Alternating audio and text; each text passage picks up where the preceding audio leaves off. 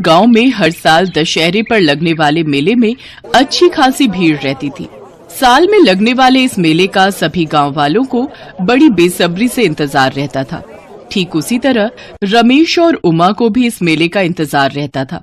उस रात भी दोनों देर रात तक खिलौने बना रहे थे। हम गरीबों के लिए तो ये नौ नवरात्रि और दशहरा में लगने वाला मेला किसी अवसर से कम नहीं होता। रामलीला मैदान के बाहर दुकान लगाने से जो हम गरीबों की बिक्री होती है, उससे हम गरीबों का घर कई महीनों तक चलता है। राम जी से बस एक ही विनती है कि इस बार भी हमारी अच्छी बिक्री हो जाए। हाँ, ऐसा ही होगा। भला आपसे अच्छे खिलौने बनाता भी कौन है इस गांव में? आप देखना जी, पिछले साल की तरह इस बार भी हमारी अच्छी बिक्री होगी। चलो उमा, अब काफी खिलौने बनकर तैयार हो गए हैं, अब सो जाते हैं। सोच रहा हूँ सुबह तड़के जागकर गांव भर में जाकर खिलौने बेचने निकल जाऊंगा। फिर शाम होने पर मेले में जाकर भी तो खिलौने बेचने हैं ना। वो दोनों देर रात काम कर थक हार कर सो जाते हैं। अगली सुबह रमेश सर पर टोकरी उठाए गांव में खिलौने बेचने निकल पड़ता है। सारा दिन धूप में भटकने के बाद रमेश शाम को मेले में पहुंचता है। वहां पहुंचकर वो हैरान रह जाता है। राम मंदिर के बाहर खिलौनों की बड़ी बड़ी दुकानें लगी होती हैं। अरे, राम मंदिर के बाहर तो खिलौनों की बड़ी दुकानें बन गई हैं।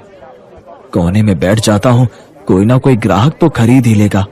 ओए, यहाँ से अपना टोकरा उठा और कहीं और जाकर बैठ। अब यहाँ पर बड़ी दुकानें लगेंगी, तुम यहाँ मंदिर के बाहर बैठकर नहीं बेच सकते। ये जगह खाली करो, यहाँ कोई भी खिलौने वाला नहीं बैठेगा। पिछले कुछ सालों से तो हम मंदिर के बाहर ही बैठकर अपने खिलौने बेचते हैं। अरे, पहले बेचता होगा, अब नहीं। अब हम इन दुकानों का किराया देते हैं, इसलिए मंदिर के बाहर तुम नहीं बेच सकते। जगह खाली करो, यहाँ कोई भी खिलौने वाला नहीं बैठेगा। सारे खिलौने वाले इधर उधर चले गए। रमेश चिंता में पड़ गया। रमेश चिंता में था, इसलिए उसे सड़क पर आती हुई गाड़ी नजर नहीं आई और वो जोर से गाड़ी से टकरा गया। डर के मारे गाड़ी वाला वहां से भाग गया और रमेश के सिर से खून बहने लगा। रमेश बेहोश था। कुछ लोग उसे उठाकर अस्पताल ले जाने लगते हैं। तभी रमेश के साथ रहने वाला मुकेश ये सब देख लेता है और वो दौड़कर उमा को बताता है। ये सब क्या हो गया? हे प्रभु, ऐसा दुख क्यों? पता नहीं उमा, परेशानी में दिमाग था, इसी कारण सामने से आती गाड़ी नजर नहीं आई। त्योहार के दिन चल रहे हैं, ऊपर से ये चोट आ गई। अब सब कैसे होगा? बहुत नुकसान हो जाएगा उमा। आप चिंता मत करो, मैं खिलौने बेचने चली जाऊंगी। डॉक्टर आपको शाम तक छुट्टी दे देंगे, फिर आप घर पर आराम करना। अगले दिन उमा खिलौने बेचने निकलती है। भैया जी, खिलौने ले लो। दीदी जी, ये देखो, तीर, तलवार, धनुष, गदा, रंग बिरंगी। मेरे खिलौने तो कोई भी नहीं खरीद रहा, सब मंदिर के सामने बनी बड़ी दुकानों से ही खरीद रहे हैं। अब मैं क्या करूं? हे राम जी, मदद करो। उमा भगवान राम को मन ही मन याद कर रही थी और उसकी प्रार्थना स्वर्ग में राम दरबार में पहुंची। प्रभु, आपकी भक्त की करुण पुकार से मन विचलित हो रहा है, अपने भक्त के दुख को दूर कीजिए।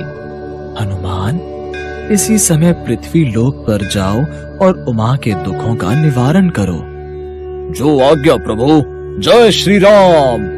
तुझे थोड़ी देर पहले हमने कहा था अपने टोकरे को उठाकर कहीं और बैठ, मंदिर के बाहर बैठने की जरूरत नहीं है, तो फिर यहीं उठकर आ जाती है। भैया जी, मुझे थोड़े से खिलौने बेचने दो। मेरे पति की तबीयत ठीक नहीं है, मुझे पैसों की बहुत जरूरत है। अरे, तुझे पैसों की जरूरत है तो क्या मैं अपनी दुकान की कमाई बंद कर दूं? चल जा यहाँ से। उमा के पास घर लौटने के सिवा कोई और चारा नहीं था। शाम भी हो चली थी। उमा सोच में घर जा ही रही थी कि तभी उसके पास एक लड़का आता है। जरा रुको तो, मुझे खिलौने खरीदने हैं। अरे भैया, यहाँ हमारे दुकान से खरीद लो, बहुत बढ़िया बढ़िया दशहरे के खिलौने मिल जाएंगे। उससे क्या लेते हो? वो तो थोड़े बहुत टोकरे में लेकर घूम रही है। अरे नहीं भैया, मुझे इनसे ही खिलौने खरीदने हैं। कितने खिलौने चाहिए? आप बता दो, मैं निकाल देती हूँ। मुझे तो 50 गदा चाहिए, 50 तलवारें और जितने भी खिलौने हैं सब 50-50 दे दो, और बाकी और भी ऑर्डर है। इतने तो मेरे पास हैं भी नहीं। ओ भैया, इधर आओ, मैं तुम्हें ऑर्डर पूरा करके देता हूँ। मैंने एक बार कह दिया ना कि मैं इनको खिलौने बोल चुका हूँ। अब तुम अपना मुंह बंद करके बैठो, दूसरों के काम रोककर अपनी दुकान चलाते हो। सबको भगवान के मंदिर के बाहर दुकान चलाने का हक है, और भगवान राम ही जाने कब किसका पलड़ा भारी हो जाए। कुछ नहीं पता कब किसकी किस्मत पलट जाए। आप ये 50,000 रुपए एडवांस रखो और दशहरे वाले दिन सभी खिलौने बनाकर यहाँ राम मंदिर में ले आना। दशहरे के मेले में यहाँ आए सभी बच्चों को हमारी तरफ से मुफ्त में ये खिलौने बांटे जाएंगे। उमा वो रुपए लेकर खुशी खुशी घर चली जाती है और उमा घर जाकर सारी बात रमेश को बताती है। रमेश ये सुनकर हैरान रह जाता है कि उन्हें खिलौने बनाने का इतना बड़ा ऑर्डर मिला है। वो अपने साथ कुछ कारीगर और रख लेते हैं ताकि काम जल्दी हो सके और दशहरे वाले दिन तक उमा और मदन सारे खिलौने बनाकर तैयार कर लेते हैं। सुनो, आपने 2-3 दिन से बिल्कुल आराम नहीं किया। अब आप दवाई लेकर आराम करो, तब तक मैं ट्रक में ये सारा माल राम मंदिर पहुंचा कर आती हूँ। उमा ट्रक में सारे खिलौने लेकर राम मंदिर पहुंचती है। आपने दशहरे के खिलौने बहुत बढ़िया और मजबूत बनाए हैं।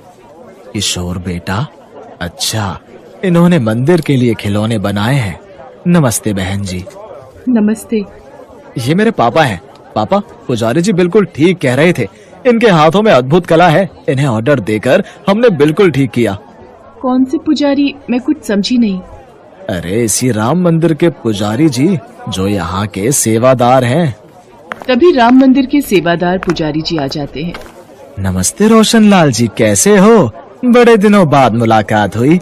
और बेटा किशोर, क्या हालचाल है? पुजारी जी, हम तो आपको 2 दिन पहले ही मिले थे। आपने ही तो हमें इनके बारे में बताया था। जो दशहरे के मेले के लिए खिलौने बनवाने थे, वो इन्होंने ही तो बना कर दिए हैं। मैंने बताया था, पर मैं तो आपको बहुत दिनों के बाद देख रहा हूँ। हे प्रभु, मुझे इतने वर्ष हो गए इस राम मंदिर की सेवा करते हुए, पर आपके कभी दर्शन नहीं हुए। आपकी ये कैसी लीला है प्रभु? सब लोग हैरान रह जाते हैं। उन्हें यकीन हो जाता है कि हो न हो, उमा पर भगवान राम की कृपा हुई है। जब ये बात रमेश को पता चलती है तो वो भी उमा के साथ राम मंदिर जाता है और दशहरे की पूजा करता है। शाम के समय रावण, कुंभकर्ण और मेघनाथ के पुतले जलाए जाते हैं। मेले में आए सभी बच्चों को उनके द्वारा बनाए खिलौने बांटे जाते हैं। इस घटना के बाद किशोर और उसके पिता उमा और रमेश को खिलौनों की फैक्ट्री खोलकर दे देते हैं। भगवान राम, माता सीता और हनुमान जी स्वर्ग में आसन पर विराजे मुस्कुरा रहे थे। उनके आशीर्वाद से उमा और मदन की जिंदगी बदल जाती है और उनके पास अब किसी भी चीज की कोई कमी नहीं थी।